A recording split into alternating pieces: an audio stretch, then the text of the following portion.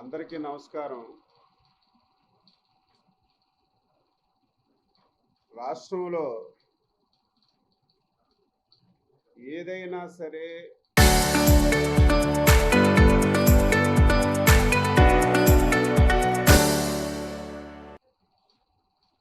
ఒక మంచి కార్యక్రమం జరుగుతుందంటే క్రెడిట్ సోరీ కాకులు వాలిపోతున్నాయి. ఈరోజు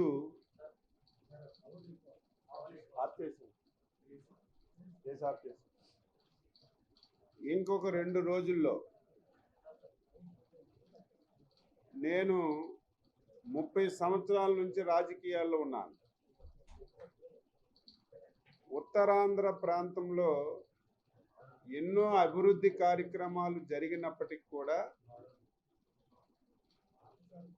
భోగాపురం ఎయిర్పోర్టు ఉత్తరాంధ్ర ప్రజానీకానికి, ఉత్తరాంధ్ర ప్రజలకి చిరకాలమైనటువంటి స్వప్నం. ఈ ఎయిర్పోర్టు రాకతో ఉత్తరాంధ్ర ప్రజల యొక్క కలలకి రెక్కలు వచ్చే విధంగా ప్రతి ఒక్కరూ ఇందులో భాగస్వామ్యమై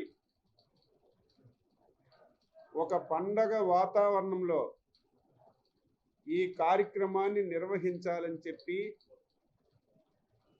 అందరూ ముందుకొచ్చిన విషయం మనందరం కూడా గమనించాలి. ఈ భోగాపురం ఎయిర్పోర్టు ఈరోజు వచ్చినటువంటి ఆలోచన కాదు. 2014వ సంవత్సరం చంద్రబాబు నాయుడు గారు ముఖ్యమంత్రి అయిన తర్వాత మొదటి 2 నెలల్లోనే ఎవరం ఊహించని విధంగా విశాఖపట్నానికి హుదుహుద్ తుఫాన్ వచ్చింది. ఆ రోజు చంద్రబాబు నాయుడు గారికి వచ్చినటువంటి ఆలోచనే భోగాపురం ఇంటర్నేషనల్ ఎయిర్పోర్ట్. ఆ ఆలోచనని కార్యరూపం తీసుకొచ్చి ఈ ఎయిర్పోర్ట్కి కావలసినటువంటి భూములన్నీ కూడా సమకూర్చే కార్యక్రమానికి శ్రీకారం చుట్టి 2019వ సంవత్సరం చంద్రబాబు నాయుడు గారి ఆధ్వర్యంలో నేను కూడా ఈ ప్రాంత మంత్రిగా శంకుస్థాపన కార్యక్రమంలో పాల్గొన్న విషయం ఈ రాష్ట్ర ప్రజలకి, దేశ ప్రజలకి, ప్రాంత ప్రజలకి తెలియచేస్తున్నాను. దురదృష్టం వెంటాడి 2019లో ఒక దుర్మార్గమైనటువంటి వ్యక్తి ఈ రాష్ట్రంలో అధికారంలోకి వచ్చాడు. నేను ఎప్పుడు మాట్లాడినా, ఏ సందర్భంలో మాట్లాడినా ఆ రోజు నుంచే ఈ రాష్ట్రానికి ఒక శని పట్టిందని ఎప్పుడూ నేను చెప్తుంటాను. ఆ శని దాపరించడం వల్ల ఆ రోజు శంకుస్థాపన చేసినటువంటి ఎయిర్పోర్ట్ని పూర్తిగా నిర్వీర్యం చేశారు. ఎయిర్పోర్ట్ వస్తే చంద్రబాబు నాయుడికి పేరు ప్రఖ్యాతులు వస్తాయి, ఉత్తరాంధ్రలో పేదరికం పోతుందని చెప్పి కక్ష కట్టారు. కక్ష కట్టడమే కాదు, ఇదేదో నేను మైక్ ఉందని చెప్పి, పాత్రికేయులు ఉన్నారని చెప్పి మాట్లాడడం కాదు. ఇక్కడ చాలామంది పాత్రికేయులు ఉండొచ్చు, కొంతమంది లేకపోవచ్చు. 2014లో మేము ఈ ఎయిర్పోర్టు ప్రారంభిస్తాము, శంకుస్థాపన చేస్తామన్నటువంటి సందర్భంలో ఆ రోజు గొడ్డల పార్టీ ఈ రాష్ట్రంలో ఒక ప్రతిపక్ష పార్టీగా ఉంది. ఆ రోజు ఈ ఎయిర్పోర్టు రాకుండా చేయడానికి, భూములు ఇచ్చినటువంటి రైతుల్ని రెచ్చగొట్టడానికి, ఈ ప్రాంతంలో law and order problem create చేయడానికి ప్రాంతానికి గొడ్డల పార్టీ అధ్యక్షుడు వచ్చిన విషయం కొంతమందికి తెలిసి ఉంటుంది, కొంతమందికి తెలియకపోవచ్చు. ఆ రోజు మాట్లాడినటువంటి మాటలు మీ దగ్గర వీడియోల రూపంలో ఉన్నాయి. భోగాపురంకి ఎర్ర బస్సే రాదు, ఇక్కడికి ఎయిర్ బస్ రావాలని చెప్పి చంద్రబాబు నాయుడు కలలు కంటున్నాడు. విశాఖపట్నంలో బ్రహ్మాండమైనటువంటి ఎయిర్పోర్ట్ ఉంది, మళ్ళీ కావాలని చెప్పి ఇక్కడ ఎయిర్పోర్ట్ తెస్తామని చెప్పి రైతాంగానికి మోసం చేస్తున్నారని చెప్పి మాట్లాడినటువంటి గొడ్డల పార్టీ అధ్యక్షుడి మాటలు ఒక్కసారి గుర్తుపెట్టుకోవాలి. ప్రభుత్వం పోతుందన్నటువంటి సమయంలో దారి లేక ఎయిర్పోర్ట్ గురించి మాట్లాడారు. మళ్ళీ 2024వ సంవత్సరంలో ప్రజాప్రభుత్వం ఏర్పడిన తర్వాత ఆ రోజుకి భోగాపురం ఎయిర్పోర్ట్కి ఏ పర్మిషన్స్ రాలేదు. చంద్రబాబు నాయకత్వంలో అదృష్టవశాత్తు ఈ ప్రాంతం నుంచి ప్రాతినిధ్యం వహిస్తున్నటువంటి శ్రీకాకుళం పార్లమెంట్ సభ్యుడు కేంద్రంలో పౌర విమానయాన శాఖ మంత్రిగా బాధ్యతలు తీసుకున్న తర్వాత ముఖ్యమంత్రి చంద్రబాబు నాయుడు గారు డైరెక్షను ప్రతి నిమిషము పర్యవేక్షించడం వల్ల అన్ని అనుమతుల్ని తీసుకొచ్చి అనుకున్న దానికంటే భోగాపురం ఎయిర్పోర్ట్ని నిర్మాణం చేసి రేపు 1వ తారీఖున ప్రజలకి అంకితం చేసి ఒక పండగ వాతావరణంలో ఈ కార్యక్రమాన్ని నిర్వహిస్తున్నటువంటి సమయంలో గొడ్డల పార్టీ క్రెడిట్ చోరీ అని చెప్పి మాట్లాడడం విడ్డూరంగా ఉందని చెప్పి తెలియజేస్తున్నాను. నీ క్రెడిట్ ఎవరికి కావాలి? నీకు ఎందులో క్రెడిట్ ఉంది? ఏ విషయాన్ని తీసుకున్నా సరే నిన్ను క్రెడిట్లోకి తీసుకునే మనిషి ఒక్కరు కూడా ఉండరు. కుటుంబపరంగా తీసుకున్నా కుటుంబంలో తల్లిని, చెల్లిని, బాబాయిని ఏ విధంగా చంపారు, ఇంటి నుంచి బయటికి పంపించారు, సభ్య సమాజం అసహించుకునే విధంగా కుటుంబ వ్యవహారాల్లో ఇప్పుడు జరగనటువంటి విషయాల్లో నువ్వు చేసి మొత్తం రాష్ట్రంలో, దేశంలో అసహించుకునే స్థాయికి తీసుకెళ్ళావు.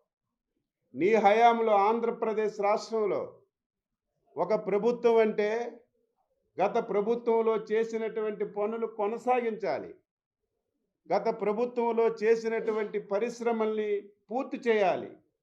నీ దుర్మార్గమైనటువంటి ఆలోచనలతో, నీ ధనదాహంతో ఎన్నో పరిశ్రమలు, ఎన్నో ప్రాజెక్టులు ఈ రాష్ట్రం నుంచి, ఈ రాష్ట్రానికి ఒక దండం, మీ గొడ్డల పార్టీకి ఒక దండం, ఈ ప్రభుత్వానికి ఒక దండమని పరుగెత్తి పారిపోయినటువంటి రోజులు మన రాష్ట్రంలో చూసాం.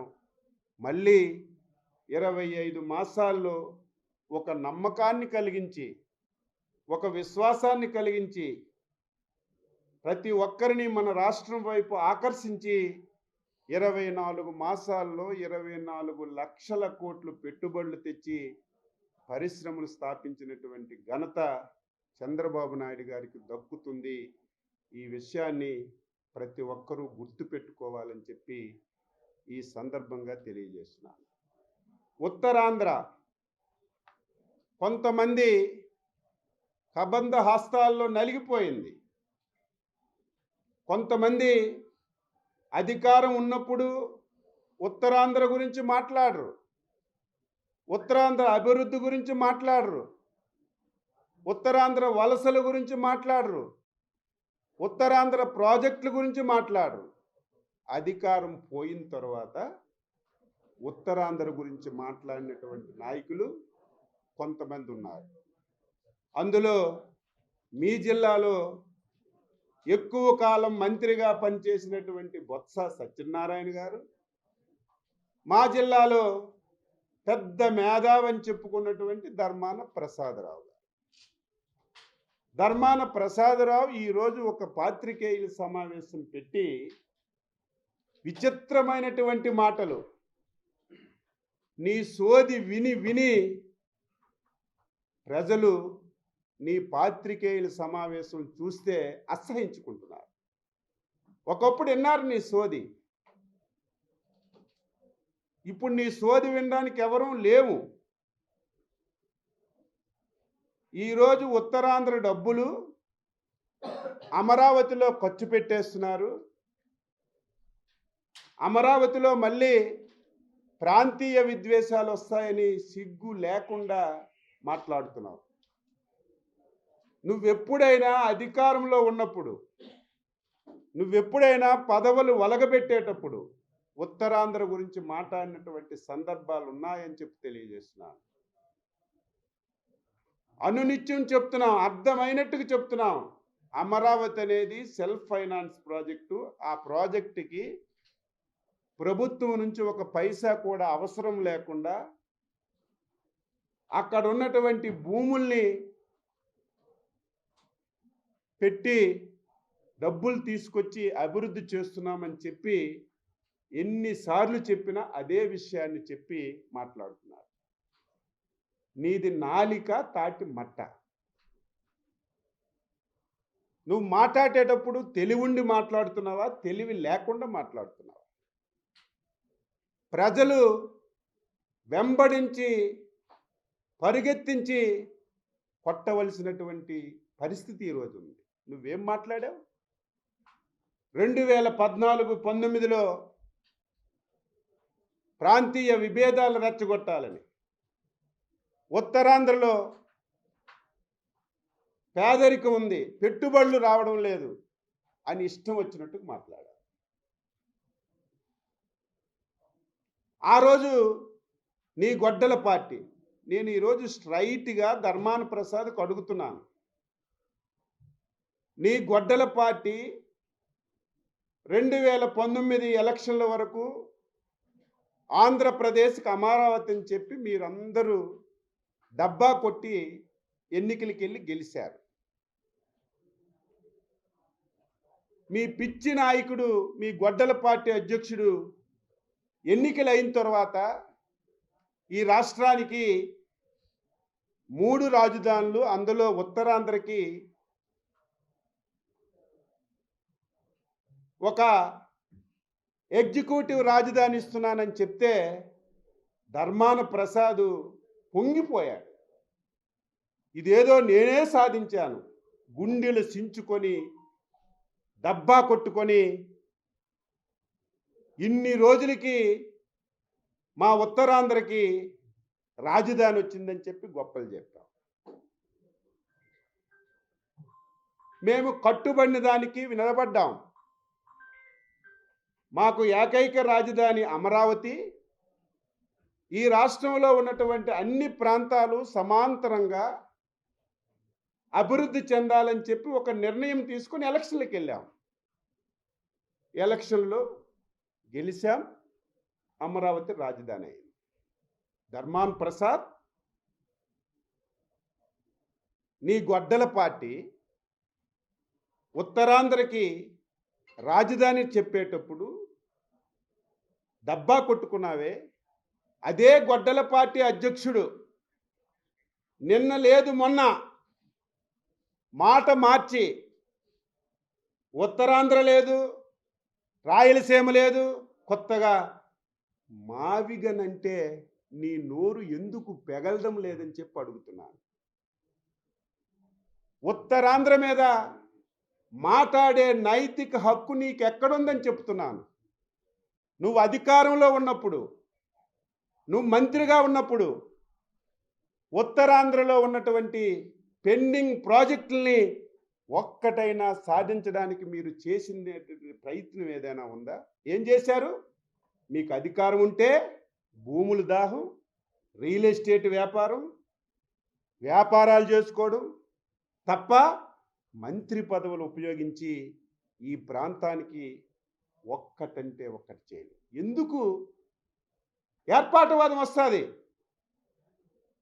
బల్ల గుద్ది చెప్తున్నాను, 24 మాసాల్లో స్వాతంత్ర భారతదేశంలో ఎన్నోసార్లు ప్రభుత్వాలు ఉన్నాయి. కానీ ఈ 24 మాసాల్లో చంద్రబాబు నాయకత్వంలో దేశ ప్రధాని నరేంద్ర మోడీ గారి సహకారంతో ఎప్పుడు ఎవ్వరూ చేయనటువంటి కార్యక్రమాలు ఉత్తరాంధ్రకు తీసుకొచ్చాం. మీరందరూ సజీవ సాక్షులు. రాష్ట్రం విడిపోయింది.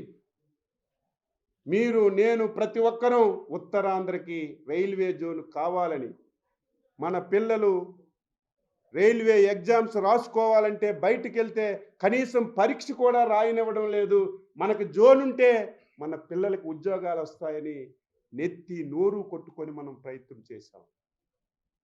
2014లో చంద్రబాబు నాయుడు గారు ముఖ్యమంత్రి అయిన తర్వాత రైల్వే జోన్ తీసుకొచ్చాం. నీ దిక్కుమాలినటువంటి ప్రభుత్వం, నీ గొడ్డల పార్టీ, ఈ ప్రాంత మంత్రిగా, అందులో రెవెన్యూ మంత్రిగా మేము తెచ్చినటువంటి రైల్వే జోన్కి భూమి కూడా ఇవ్వలేనటువంటి సిగ్గుమాలినటువంటి నువ్వు ఉత్తరాంధ్ర గురించి మాట్లాడు. మేము వచ్చాం, భూమి ఇచ్చాం, టైం బౌండ్ పెట్టాం, ఈరోజు రైల్వే జోన్ ఓపెన్ చేశాం. దట్ ఈస్ ఎన్డీఏ ప్రభుత్వం, చంద్రబాబు. మీకు నాకు తెలియకపోవచ్చు, మనం చిన్నవాళ్ళం. ఉత్తరాంధ్రకి విశాఖ ఉక్కు, ఆంధ్రుల హక్కు.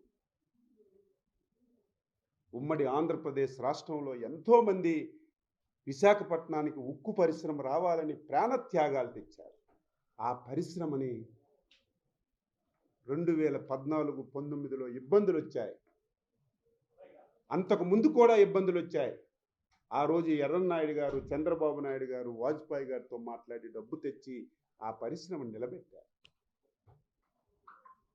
మళ్ళీ నువ్వు అధికారంలోకి వచ్చిన తర్వాత ఆ పరిశ్రమని నష్టాల్లో ఉందని కేంద్ర ప్రభుత్వం ప్రైవేటైజ్ చేయాలని చెప్పి డెసిషన్ తీసుకుంది.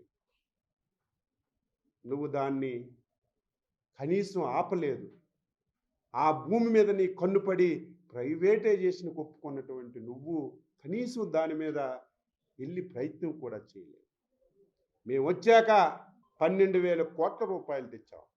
రాష్ట్ర ప్రభుత్వం నుంచి 3,500 కోట్ల రూపాయలు ఇచ్చి 15,500 కోట్ల రూపాయలతో మళ్ళీ స్టీల్ ప్లాంట్ని బతికించి లాభాల పాటలో నడిపిస్తున్నాం. ఉత్తరాంధ్రకి ఎన్నో ప్రాజెక్టులు, ఆర్సిటల్ మిట్టల్ 1,00,000 కోట్ల రూపాయలు, గూగుల్ డేటా సెంటర్, ఈ ప్రాంతంలో యువతకు ఉద్యోగాలు రావని అనేక సాఫ్ట్వేర్ కంపెనీలు. ఈ కార్యక్రమాలన్నీ ఈ 24 మాసాల్లో తీసుకొచ్చాం. ఇంకా 1-2 సంవత్సరాల్లో ఈ ప్రాంతం సర్వాంగ సుందరంగా తయారవుతుంది.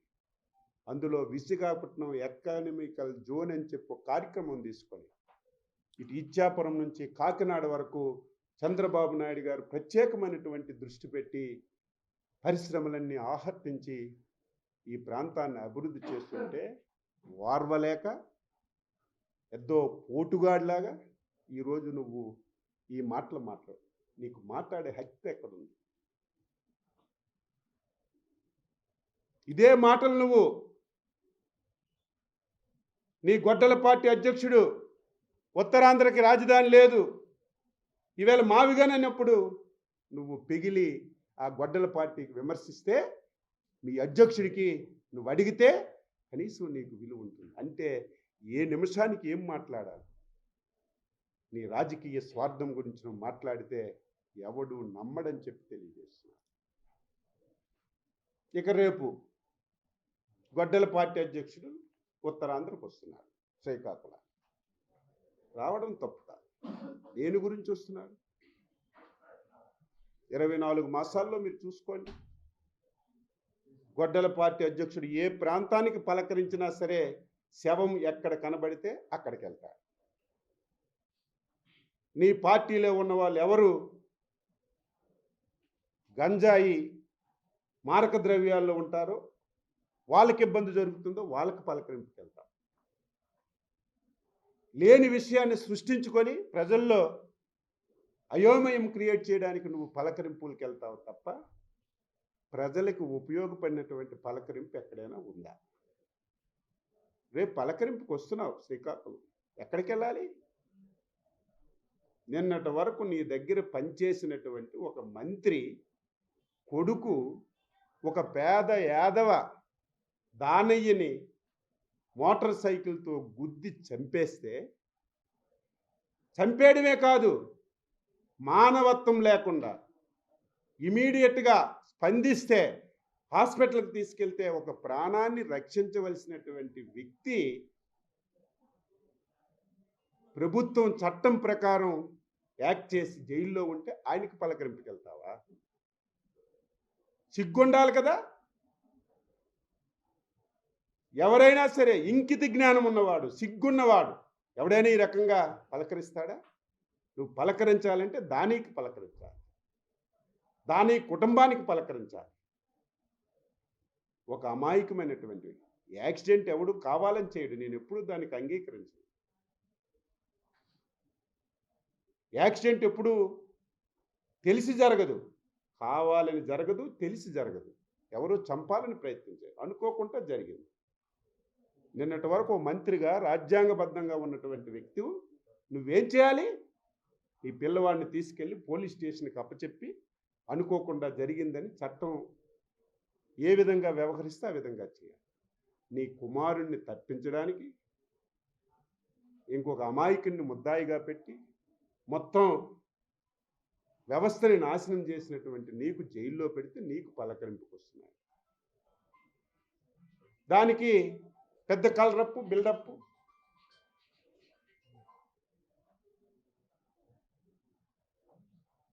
ప్రజలు తెలివి తక్కువ వాళ్ళు అనుకుంటున్నారు, అసహించుకుంటున్నారు నువ్వు చేసినటువంటి పనులు. అంటే చూడండి, 3 వ్యవహారాలు కూడా ఒకసారి ప్రజలకు అర్థం చేసుకోమని చెప్పి తెలియజేస్తాం. మేము బాధ్యత కలిగినటువంటి ప్రభుత్వంగా, ఈ ప్రాంత పౌరులుగా ఎంత ప్రౌడ్గా ఉంది. ఉత్తరాంధ్ర కళలకి రెక్కలు రేపు 1వ తారీఖు నుంచి వస్తున్నాయి. 17వ తారీఖు నుంచి ఆపరేషన్స్ మొదలవుతున్నాయి. ఇప్పుడే మా వాళ్ళు చెప్పారు, 17వ తారీఖు అంటే 16వ తారీఖు రైతు సింగపూర్ నుంచి ఒక విమానం ఫస్ట్గా వస్తుంది, 16 నైటు, 17 ఎక్కువజామున 2 గంటలకు బయలుదేరుతుందంటే ఎవరైనా ఊహించామా? ఈ ప్రాంతం ఈ విధంగా జరుగుతుందని ఎవరికైనా ఒక ఆలోచన వచ్చిందా? ఈ ప్రాంతం వెనకబడిపోయింది, వలసలు వెళ్తున్నారు.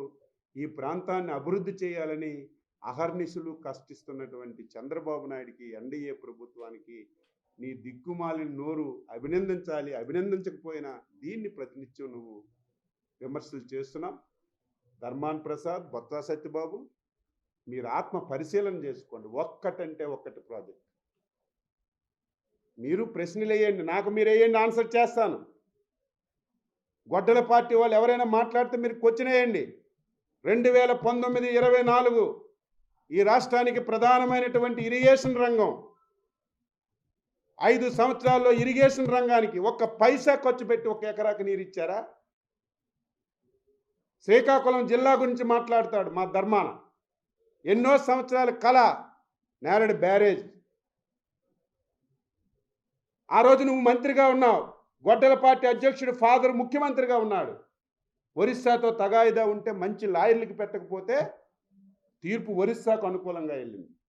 మళ్ళీ మేము వచ్చాం, సమస్యలన్నీ పరిష్కరించాం, గజెట్ నోటిఫికేషన్ ఇప్పించాం, అనునిత్యం వెంబడపడ్డాం. ముఖ్యమంత్రి గారు ఈ ప్రాంతం మీద అభిమానంతో 641 కోట్ల రూపాయలతో 60 సంవత్సరాలు శ్రీకాకుళం జిల్లా కలకన్నటువంటి నేరేడు బ్యారేజీకి పరిపాలన ఆమోదించి టెండర్లు పిలిచి 2 సంవత్సరాల్లో పూర్తి చేయాలని ప్రయత్నం చేస్తుంది. ఇది పనిచేసినటువంటి ప్రభుత్వం.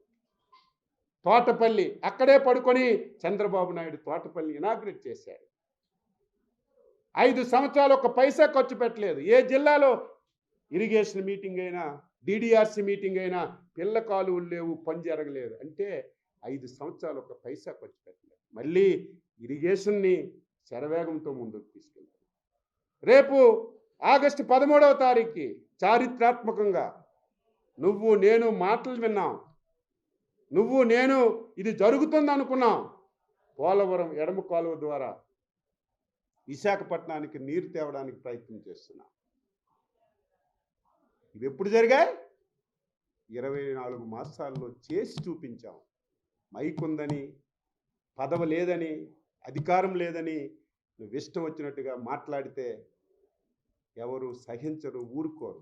ఒకసారి పొరపాటు జరిగింది 2014-19. నాకు తెలిసి ఈ దేశంలో 2014-19 ఆంధ్రప్రదేశ్ రాష్ట్రానికి ఒక స్వర్ణయుగం, అభివృద్ధిని, సంక్షేమాన్ని బ్రహ్మాండంగా చేశాం. కానీ చేసింది చెప్పుకోలేకపోయారు. గొడ్డల పార్టీ ఊరు వాడా తిరిగి ఉన్నది లేనిది అబద్ధాలు చెప్పి ప్రజల్ని మభ్యపెట్టారు. ఈసారి నీకు ఆ ఛాన్స్ ఇవ్వవు. నువ్వు ఒకటి మాట్లాడితే 2 మాట్లాడతావు. ఏదో విమర్శ కాదు. మీరు ఒక్కసారి క్వశ్చన్ వేయండి. నేను అడిగిన తర్వాత అచ్చెన్నాయుడు గారు ఇది మీరు మాట్లాడారు, ఇందులో ఇది అవాస్తవం ఉంది, తప్పు మాట్లాడారని అడగండి, ఆన్సర్ చేస్తాను. లేనిది ఉన్నది చెప్పి ప్రజలకు మభ్య పెట్టాలంటే మీకు ప్రజలు ఇప్పటికే చీగొట్టారు. మొత్తం శ్రీకాకుళం నుంచి నెల్లూరు వరకు 2 సీట్లు తప్ప అన్ని సీట్లు గెలిపించి ఎన్డీఏకి ఇంత ఆదరించారు. ఈ ప్రాంతం రుణం తీర్చుకోవాలని అహర్నిశలు కష్టపడి ఈ కార్యక్రమాలన్నీ చేస్తున్నాం. రేపు 1వ తారీఖున జరుగుతున్నటువంటి ఉత్తరాంధ్ర కళలకు రెక్కలు భోగాపురం ఎయిర్పోర్టు ఇనాగ్రేషన్లో ఇది ఎవరో పిలుస్తారనో ఎవరో రమ్మంటారని కాకుండా ప్రతి ఒక్క పౌరుడు ఇందులో భాగస్వామ్యం కావాలి. ప్రతి ఒక్కడూ వాలంటరీగా రావాలి. ప్రతి ఒక్కడూ ఒక పండగ వాతావరణంలో ఈ ప్రోగ్రామ్ని విజయవంతం చేసి మన ప్రాంత అభివృద్ధికి శరవేగంతో ముందుకెళ్ళడానికి ఇది ఒక కార్యక్రమాన్ని మీరు విజయవంతం చేయాలని చెప్పి మీ అందరికీ కోరుతున్నాను.